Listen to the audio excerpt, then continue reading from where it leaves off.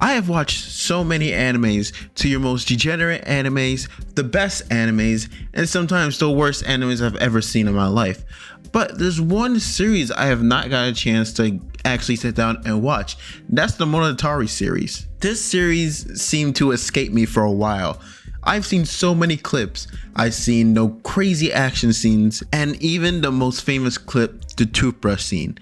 And I can't wait to get into that because I have to make sure my door is closed for no one to judge me. But if you guys want to join me in my quest to finish the Monogatari series, make sure you guys give me a chance and subscribe to this channel, like the video, and comment down below if you have also watched this series.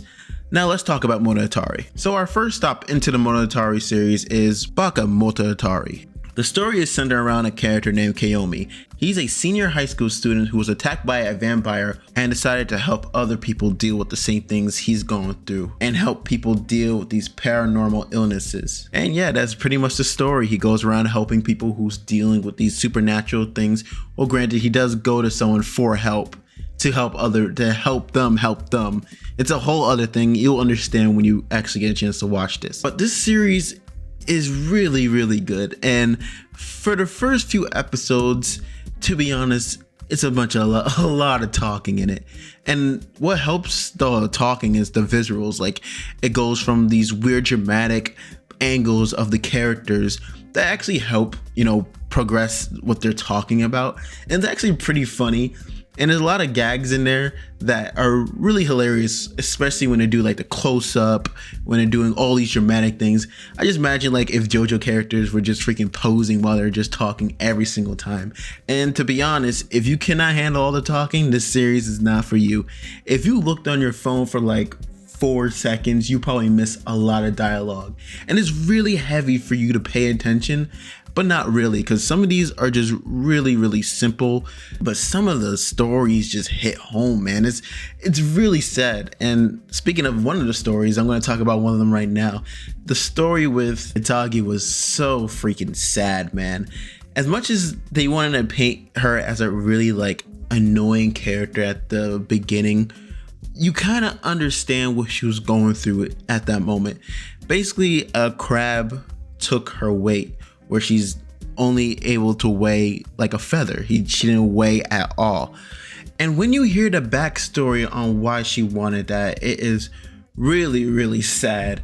Because at first you're like, oh, she's just this mean little girl who is super mean to everybody else, until you realize that, what she went through was really traumatic. That explains why she acts the way she does. Because she was probably going to be one of the most hated characters I've watched in this series. So it's one of my favorite characters. And I just love the fact that she just has no filter. She just says it how it is.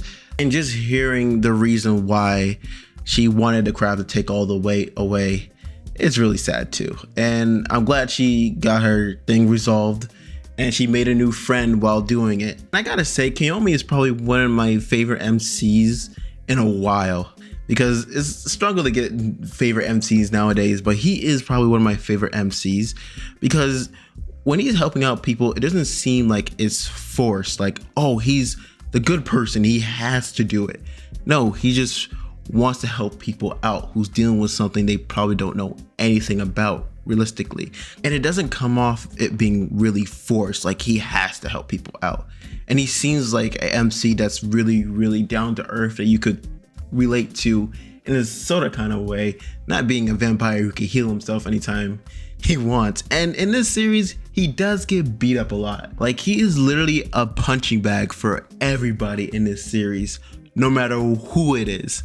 And it is cool that he has the ability to regen, because the amount of hospital bills he probably would have to go through if he didn't have that regeneration would have been through the roof, depending where he is. If he's in America, maybe a few $1 million, maybe for a fractured bone, maybe a pinky, I don't know. But he does get beat up a lot. And I gotta say, the animation in this series is really good. For a series that just does more like talking than anything, this series had amazing animation, especially with the fight between Koyomi and Kanbaru.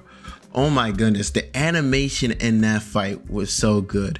Well, it was more of a beatdown, because he didn't really fight back, but it was so sick for a series. Like I said, for a series that just sit there and they're just talking, legit. I think I'll put this on my Mount Rushmore of anime fights. Even though it wasn't really a fight, it was so good, and I wasn't expecting that. Imagine seeing like an out of context clip of that fight, and then you're probably gonna be disappointed by the whole series because it's not what you're expecting. But if I saw like a out of context clip of that fight, bro, I would have been sold on this anime way sooner. I still am, and I really do want to continue watching this, but the animation of that fight just made me love the series even more, because I was not expecting some god tier animation, and animation in this series is already good, don't get me wrong. And like I said in my other videos, I do not really care about animation that much. As long as the story is good, I don't really care about animation.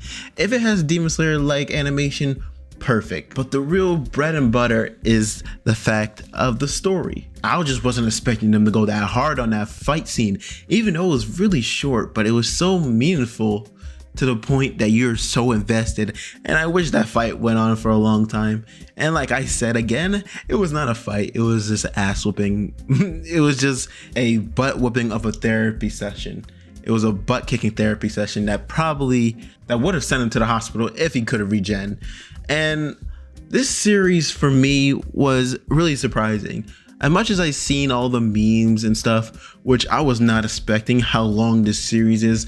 It is a really long series, and I was not expecting that. Like, I knew about the Monogatari series, but I was not expecting it to be a whole bunch of other stuff. And I don't get me wrong, I want more of this series. I want to cover this series because it seems really interesting. I was really surprised. And the only thing I don't like about the series is like the random like things they do when they're talking. Granted, I said it way before this in this recording that I don't really mind it because it makes you intrigued, but sometimes it's a little too much, but it helps it stand out, so I guess it's good. Also, like the last few episodes, I feel like they kind of like rushed into things and not really explored more into it. Future Black Star here. While editing this video, I discovered there are 15 episodes when it comes to Bakemonogatari. And on Crunchyroll, what I originally watched this on, there is only 12 episodes when it comes to the first season of the watch order, if you could say. For some reason, Crunchyroll only gave me 12 episodes to watch of the first Monogatari series. And it was weird because I saw 15 episodes on other sites. And it's weird why, I don't know why they did that. I guess they put it into like the second season or something like that. I have no clue. I just want to clarify that the reason I'm about to say in the next few seconds is because I felt like they didn't really go on about the cat spirit or whatever it's called. They didn't really go on it on the first season. I feel like it was just here and then it just went away. That's what I was thinking because they didn't give me the last few episodes of the series. So that's why it's probably going to be confusing to you. You're probably scratching your head. But yeah, I just want to clarify this, and back to past Black Star. Pretty good, especially the freaking ending. I gotta say, I'm a romance fan, man. I love me my romance anime. But goodness gracious, bro, the ending was perfect, bro. It was probably the better ending of any romance anime. It had better ending than any romance anime I've ever watched. And that's really surprising because I watch a lot of peak romance animes. And yeah, these were my thoughts on Bakemonogatari. If you guys like this video, make sure you guys like, subscribe, and comment down below if you guys want me to cover more of the Monogatari series. Because if you guys like and subscribe, I'll do more of that. If we get to 1,000 subscribers by next year, January next year, I will cover the worst anime I've ever watched. I will put myself through torture for your entertainment. And I'll see you guys later. Peace.